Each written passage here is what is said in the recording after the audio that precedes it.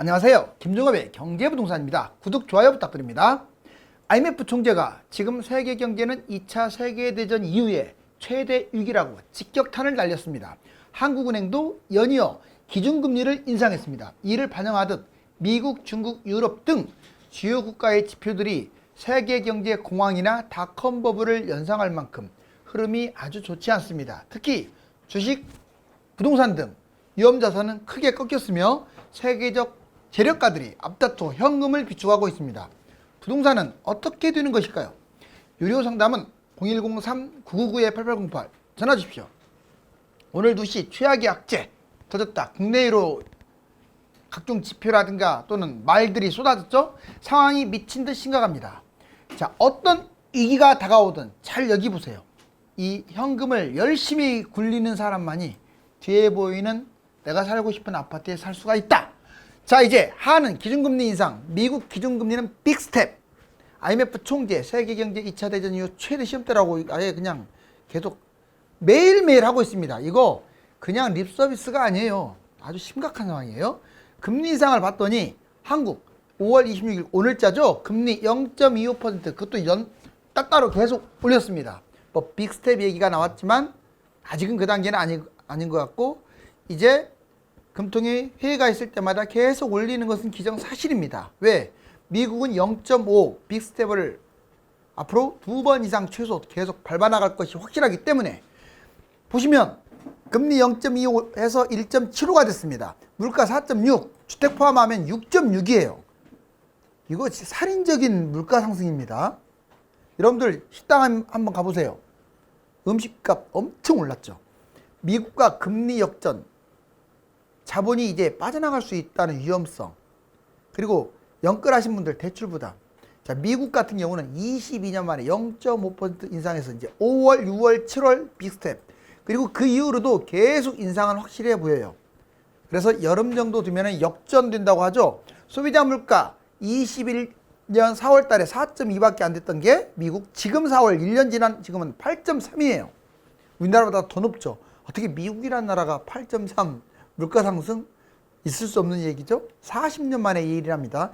주식, 부동산, 자산 붕괴, 즉 위험 자산에 대한 붕괴, 신흥국 위기, 바로 이게 근본 원인은 미국 금리 인상부터 스타트를 끊을 거예요. 세계 볼까요? 중국 소비자 물가 2.1, 기준금리 3.7.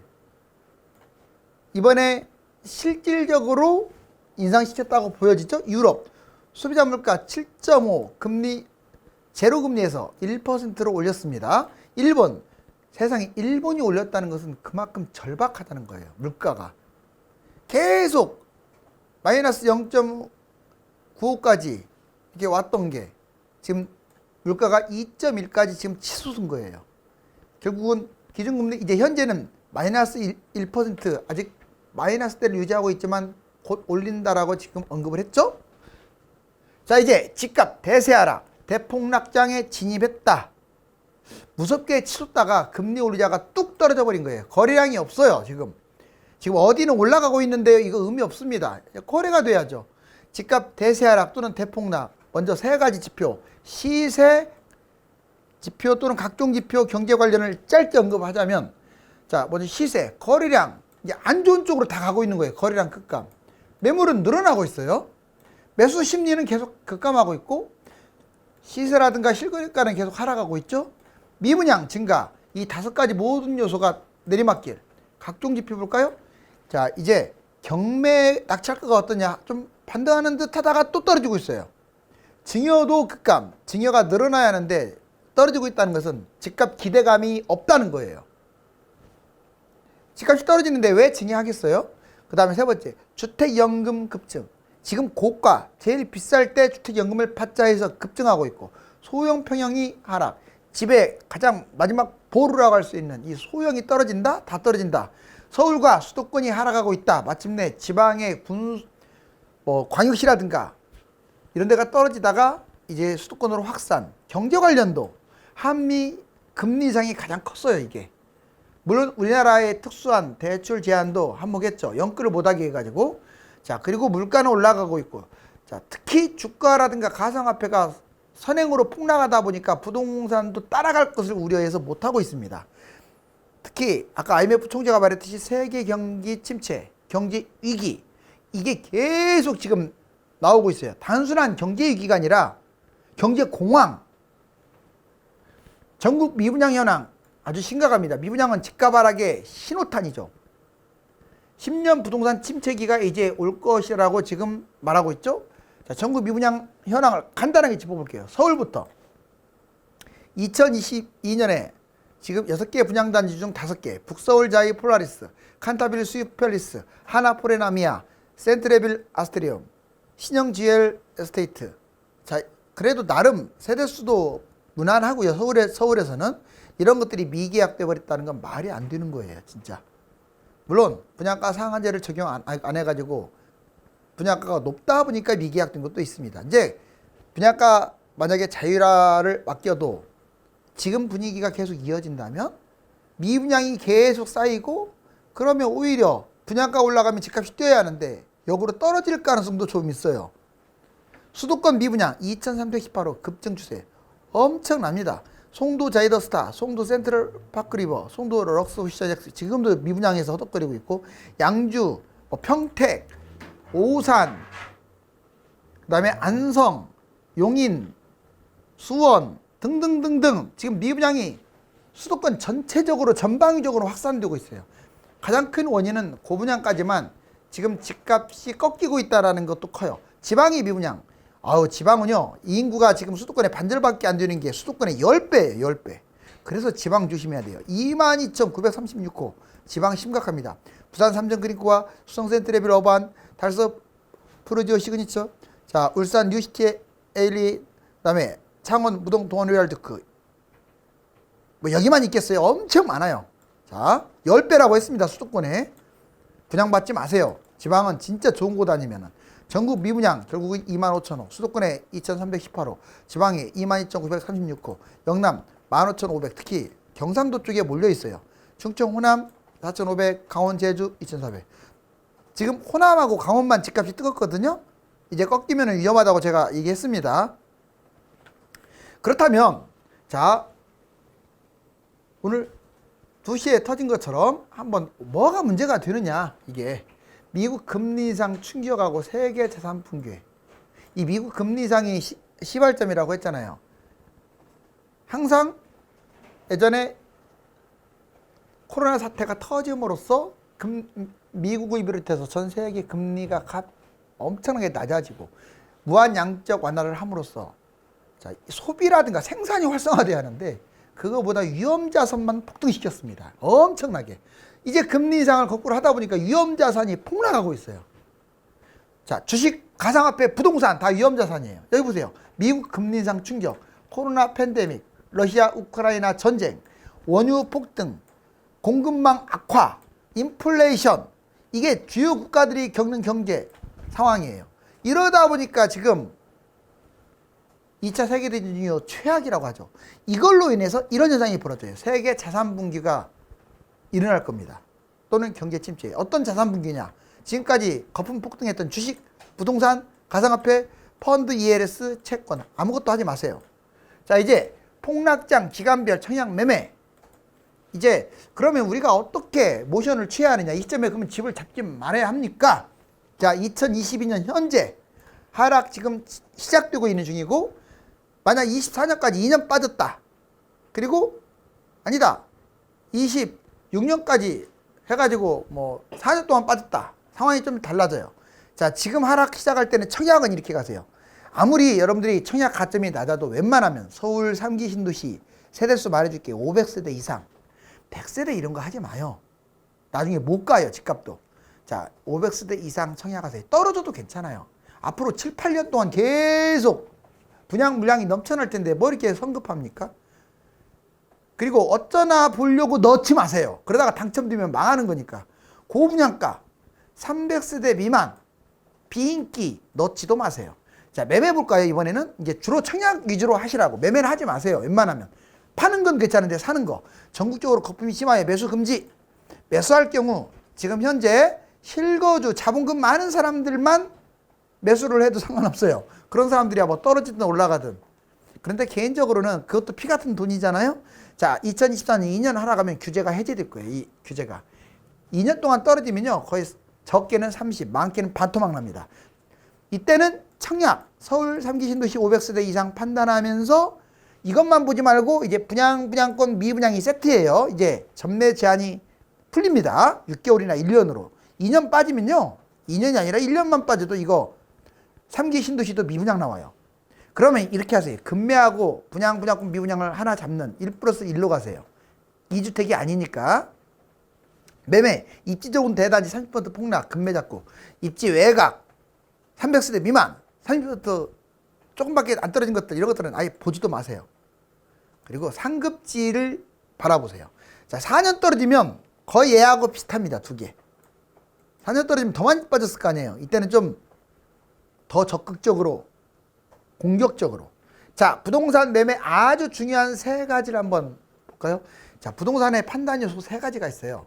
첫 번째, 매매, 타이밍. 타이밍이 언제냐? 두 번째, 입지가 어디고 상품이 어디냐? 마지막으로, 개인 여건은 어떻냐? 이 셋 중에 하나라도 안 좋으면 무조건 하면 안 돼요. 두 개가 아무리 뛰어나도 한 가지가 안 좋으면 그건 꽝입니다. 이해가셨죠? 먼저 매매 타이밍. 매도자들은 지금부터 흐름에 맞게 하세요. 저는 지금 꼭지라고 했어요. 지금 내리막길이기 때문에 뭐 여름에 좀 반등할지 지금 가능성이 좀 낮아지고 있는데 점점 이제 여름 코앞이잖아요. 또 혹시 모르니까 올해 안에 좀 파는 게 좀 어떨까? 아니, 그냥 1주택 멀쩡한 아파트는 그냥 끌고 가셔도 돼요. 그런데 팔겠다고 생각하는 사람들, 안 좋은 거 갖고 있는 사람들, 매수 타이밍은 2에서 5년 후라고 분명히 얘기했고, 좀 빠른 사람들은 올 겨울부터 볼 수도 있어요. 왜? 지금 세종 같은 데는 많이 빠졌기 때문에 거기를 꼭 2년에서 5년 후로 볼 필요가 없죠.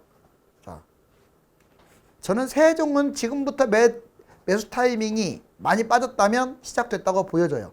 무주택 진행, 서울 3기 신도시 좋은 곳 청약하세요. 무주택자들은 갈아타기, 금액을 낮춰가지고 황금성 있는 아파트로 갈아타세요. 지금 갈아탄다면 좋은 곳으로 갈아타면 안 돼요. 금액을 낮추라고. 비싼 게 많이 떨어지니까.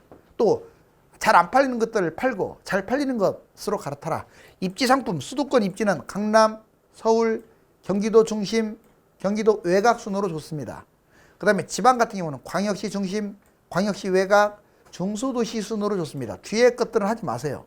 상품, 대단지가 좋고 아파트, 주택, 비주택 이 순으로 좋습니다.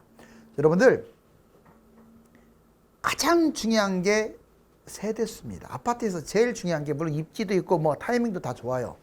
그런데 궁극적으로는 세대수가 받침이 안 되면은요, 폭등하면 뭐합니까? 나중에 팔리지도 않는데.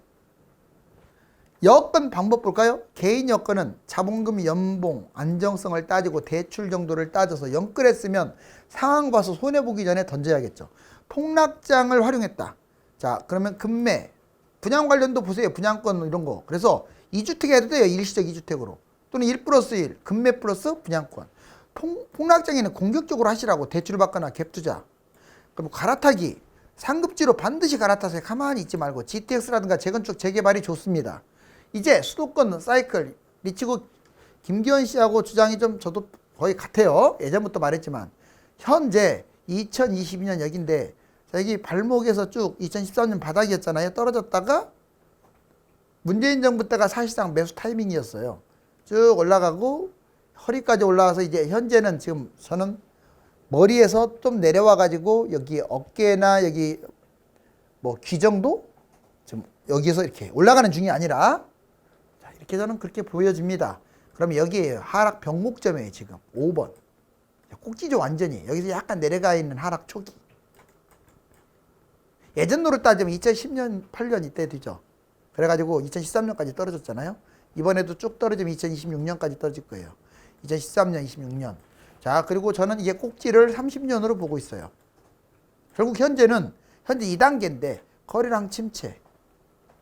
결국 많이 떨어지면 옛날처럼 하우스푸어라든가 미분양 쌓이고.